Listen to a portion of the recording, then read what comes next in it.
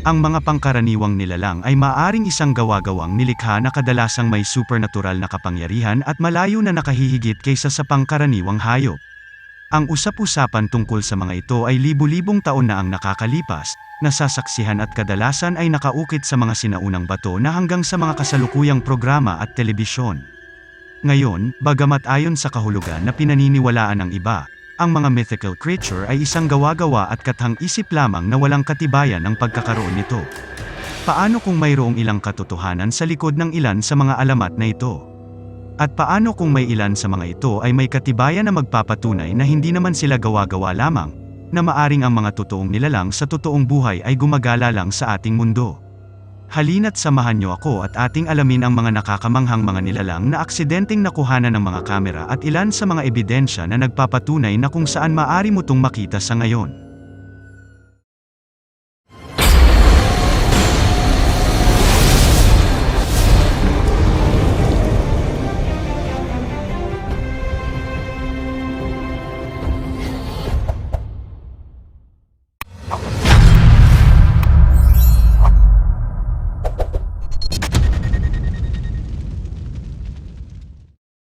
Dragon. Ang mga ito ay karaniwan na sa buong mundo at minsan nakikita sa mga flag, signpost na mga pub at ipinapakita sa maraming iba't ibang kultura sa Europa. Lumilitaw ang dragon bilang isang mabangis na nilalang, kadalasang may mga pakpak at binti. Samantalang ang mga bansa sa silangang Asya ay mas nakikita ang dragon bilang isang ahas na parang nilalang, makulay at marilag, na may malakas na kaugnayan sa mga emperador. Sa parting Asia ang dragon ay sa katunayan ang pinakamataas na ranggo ng hayop sa hierarchy at ang tanging mythical creature na nagtatampok sa ibang kalendaryo. At ang iba ay mayroong mga kwento ng ang magigiting na mga kabalyero na nakikipaglaban sa mga mabangis na dragon. At kahit ang mga special na araw na kung minsan ay tinatawag na St. George's Day, na ipinagdiriwang sa buong mundo. Na kung saan ay ipinangalanan kay St. George na isang Kristiyanong martir na matapang na hinarap at pumatay ng dragon. Kaya saan nagmula ang lahat ng ito? Totoo ba ang mga dragon? At paano magkakaroon ng napakaraming mga alamat ang iba't ibang kultura ng nilalang ito? Maging ang Biblia ay may referensya ng isang dragon na inihahambing sa isang diablo.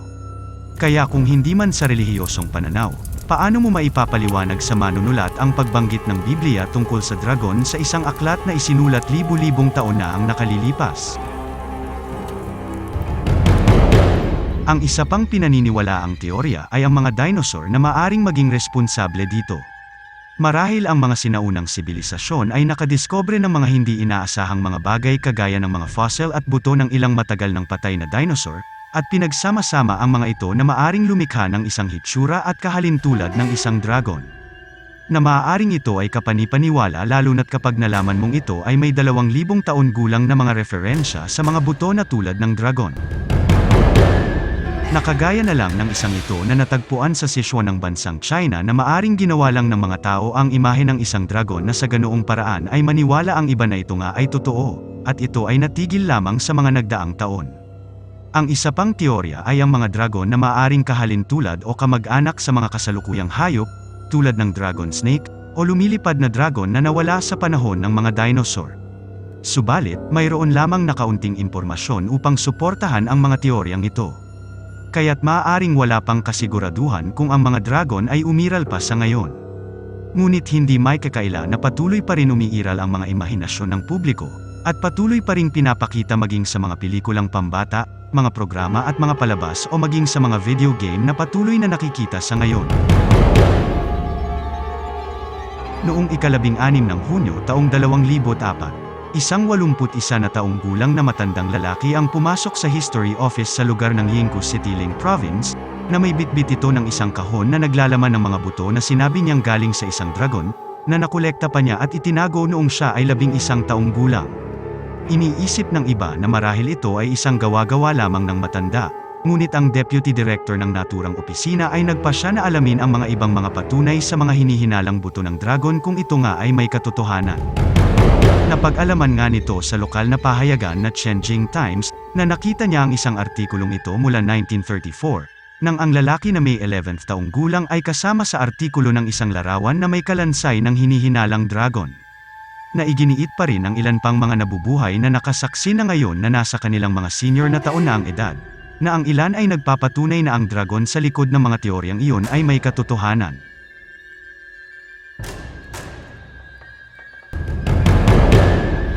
Samantala, narito naman ang ibang nakuhanan ng video na maaaring totoo o sadyang gawa-gawa lamang ng may malawak na imahinasyon.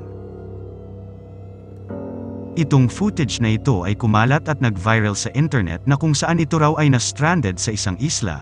Hinala ng iba na ito raw ay maaaring gawa-gawa lamang, at sinasabi ng ilan na ang mga ganitong impormasyon ay pangkaraniwan na lang sa mga taga roon.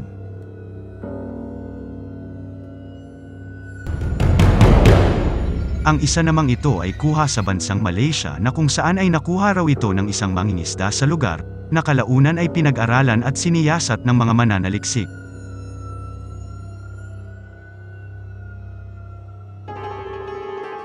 Ang footage naman na ito ang isa sa hinahangaan sa lahat ng nakuhanan sa internet na kuha sa itaas ng kabundukan ng lugar.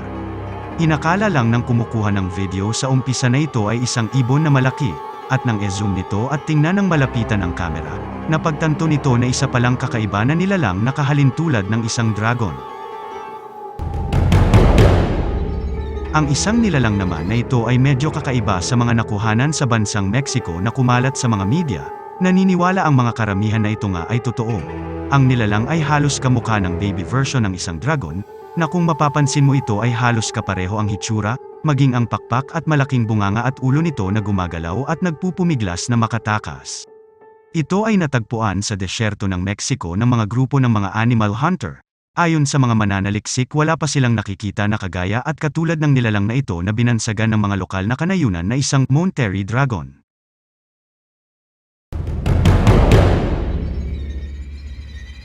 Narito rin ang ilan na nakuhanan sa mga kalangitan na maaaring kagaya rin ng mga nilalang sa mga naunang footage.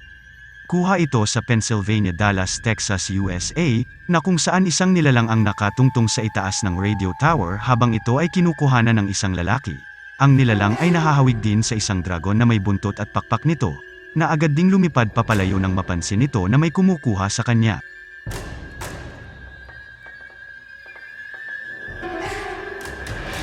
Ang isa namang ito ay kuha ng isa pang maswerteng lalaki sa magkaparehong lugar ng Pennsylvania.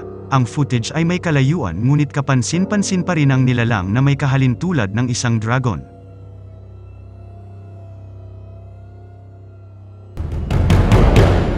Sa isang kanayunan naman na saglit lang na nakuhanan ang nilalang na ito na parang lumulutang lang sa kalangitan, at ang footage ay nahahawig din sa mga naunang nilalang na may kahalintulad ng isang ahas na dragon na mabilis din nawala sa kaulapan.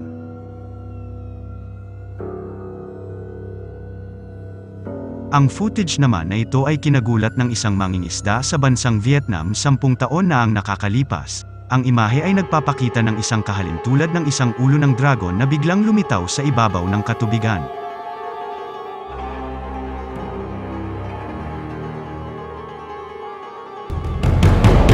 Sa magkaparehong bansa na kinuha na ng isang turista habang ito ay naka-check-in sa isang mataas na hotel, kuha ang footage na ito sa kalangitan gamit lang ang isang cellphone na nagpapakita ng isang imahe ng pinaniniwalaang dragon. Ito naman ang mga nilalang na umiiral at totoong nakuhanan na halos kahalintulad ng mga dragon na nabubuhay sa katubigan at sa loob ng madilim na kuweba na maaari daw mabuhay ng hanggang 100 taon.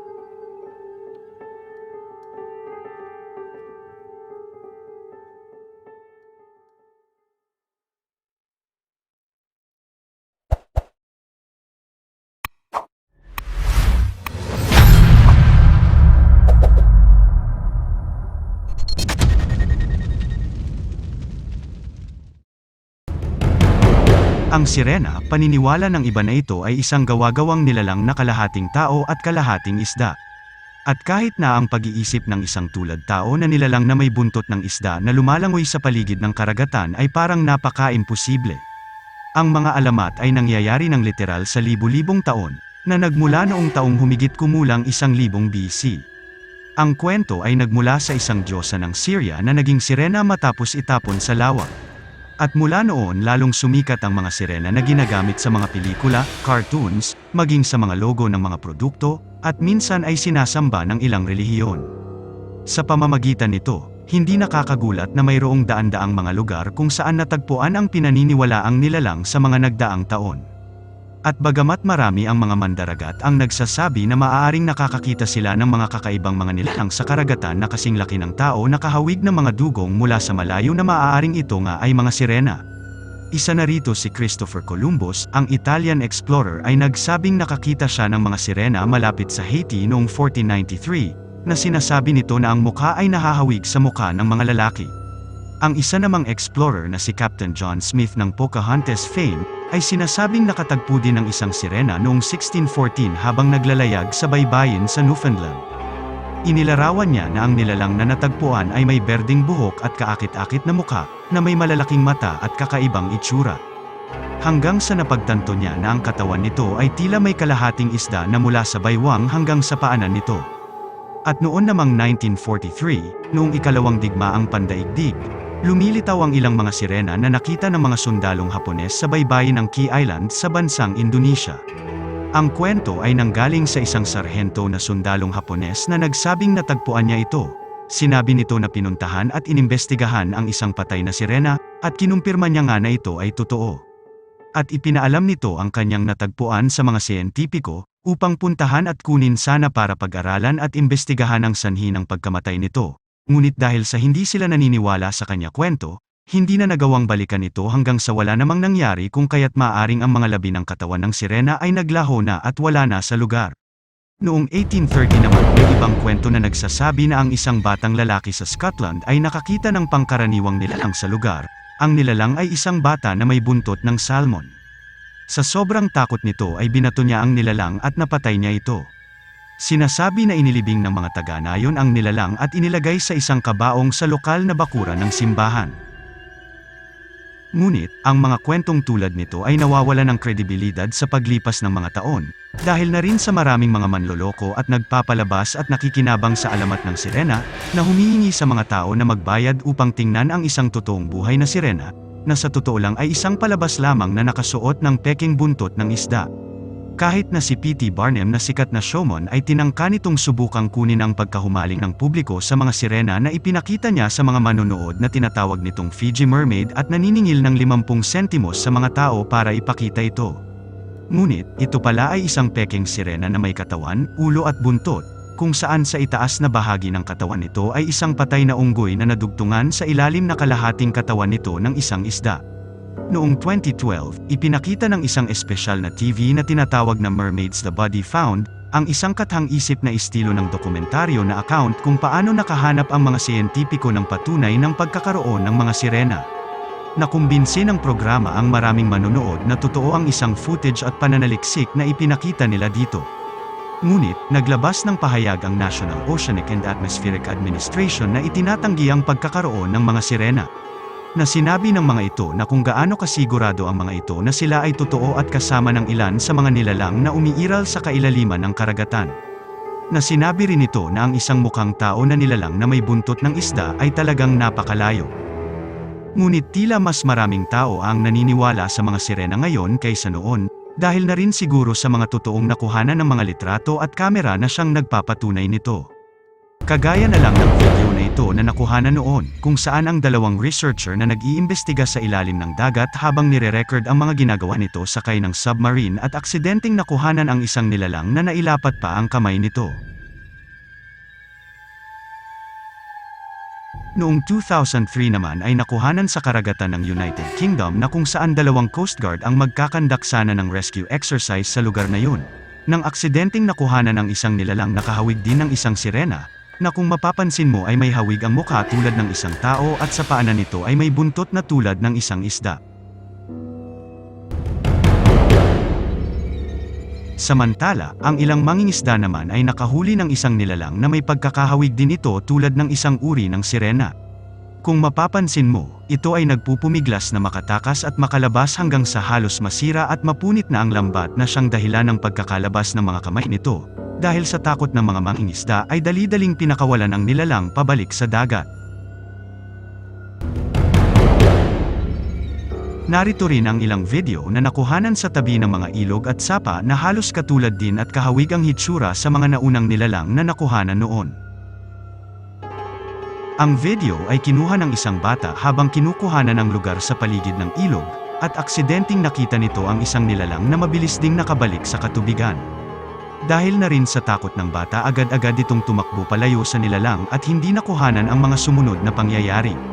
Noong 2009 naman, sa bansang Israel sa magkaparehong pangyayari na kung saan isang nilalang nakahawig din ng mga sirena ang tahimik na nagpapahinga sa gitna ng malaking bato, na nakuhanan ng isang binata habang ito ay namamasyal sa taas at gilid ng pampang, at saglit lang nitong nakuhanan dahil napansin din ng nilalang na may kumukuha sa kanya kaya mabilis itong nakabalik sa karagatan. Samantala, ang isang ito ay medyo kakaiba sa lahat na nakuhanan sa tabi ng dalampasigan kung saan ito ay buhay pa, at ang buong katawan nito ay gumagalaw, maging ang mga palikpik sa buntot nito ay gumagalaw din habang ito ay napapaligiran ng maraming tao. At na iniisip ng karamihan na maaaring inanad ito papunta sa dalampasigan at nawalan ng malay. Ang video na ito ay nag-viral at nakakuha ng maraming views. Sa magkakaibang bansa naman na nakuhanan kagaya sa Pilipinas, Florida at India na halos kapareho lang kung saan natagpuan sa tabi ng dalampasigan at ang mga ito ay wala ng buhay at halos butot balat na at inaagnas, na maaring ang pagkakaalam ng iba ay pwedeng gawa-gawa lamang at ang iba naman ay naniniwala na ito ay may katotohanan sa likod ng mga video na ito.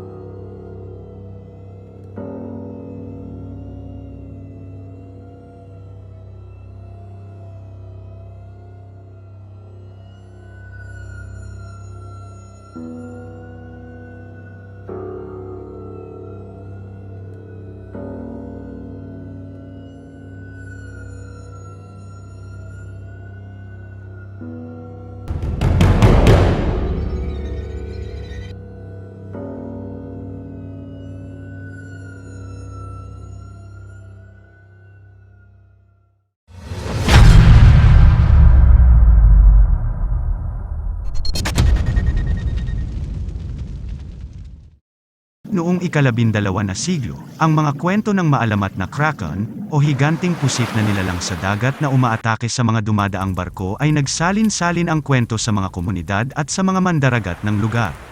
Ang alamat ay pinaniniwalaang nagmula sa paligid ng mga karagatan sa Norway, Iceland, at kahit hanggang sa Greenland. Ang iba ay nagsasabi ng ang kwento na ang isang malaking halimaw ay umaatake ng mga balyena at sumasalakay sa mga dumaraang sasakyang pandagat gamit ang malalaking galamay nito, upang gapangan at puluputan ang ilang bahagi ng katawan ng malalaking barko. Hanggang sa magkaroon ng sapat na lakas ito upang kaladkarin pababa sa ilalim ng karagatan kasama ang mga sakay nito. Tulad ng mga sinasabi ng iba, kumalat ang kwentong kraken sa paglipas ng mga taon. At naisip na ang unang kwento ng isang sightings nito ay nagsimula noong taong 1180. Noong panahong iyon, ang mga higanteng pusit o tinatawag na kraken, tulad ng maraming nilalang sa dagat, ito ay hindi kilala ng ilang mga mandaragat.